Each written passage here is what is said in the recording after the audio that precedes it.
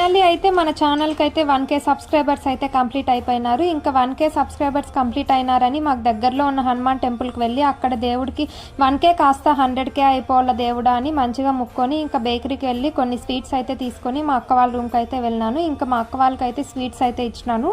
మా ఫస్ట్ అక్క అయితే లేదు, ఆఫీస్కి వెళ్ళింది. ఇంకా అందుకే మా ఫస్ట్ అక్కకి అయితే స్వీట్స్ ఇవ్వలేదు.